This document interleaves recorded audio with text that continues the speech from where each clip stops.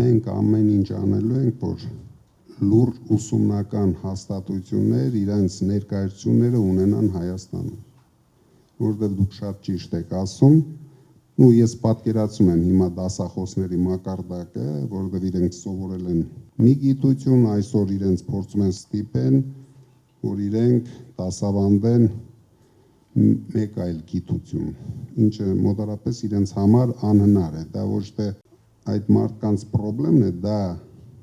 ժամանակի խնդիրն է, ժամանակը առաջ է գնում, եթե մենք չհասցնենք, իսկ մենք արդեն շատ հետ ենք մնում, նույնիսկ տարածաշրջանային երկրներից, ասենք Վրաստանից,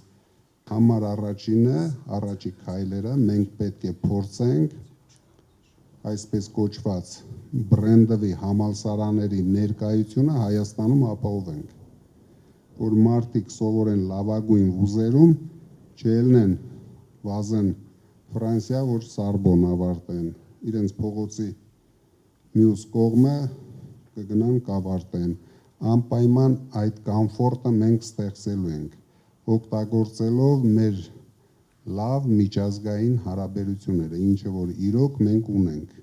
որովհետև դուք հասկացեք, Հայաստանում այսքան տարիներ, սենց վատ բան եմ ասում, բայց փակված մարդիկ, իրենք ոչ մի բան չեն տեսել, ինչ պետք է անի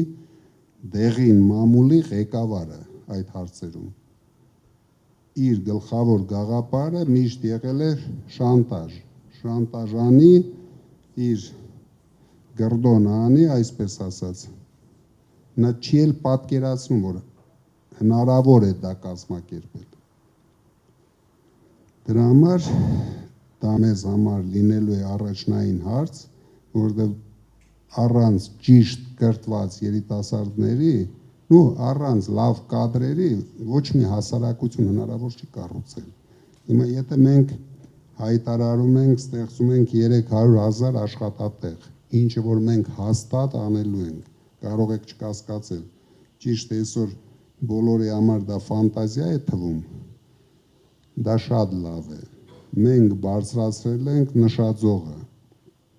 որպեսզի պայքարենք այդ նշաձողի համար, ես կարող եմ հայտարարել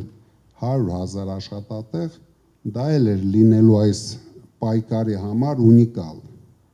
100,000, 50,000, 10,000 էլ չեն կարող ձևավորել, բայց դրա համար մենք նշաձող ենք հայտարարել, որի համար մենք ամբողջ թիմով պայքարելու ենք, իսկ մեզ դրա համար պետք են լինելու ուժեղ կրթված կադրեր, առանց դրա անհնար է, մենք կարող ենք ամեն ինչ կառուցել, ստեղծել, բայց եթե մենք չունեցանք կադրեր, որ կաշխատեն, բարիք բերեն մեր ժողովրդին, ավելնորդ է լինելու այդ ամեն ինչը։ Շնորհակալ եմ։ Ինչպես սովետական տարիներին։ Գիգանտ գործարանները կառուցեցին, հետո կադրերը չկար,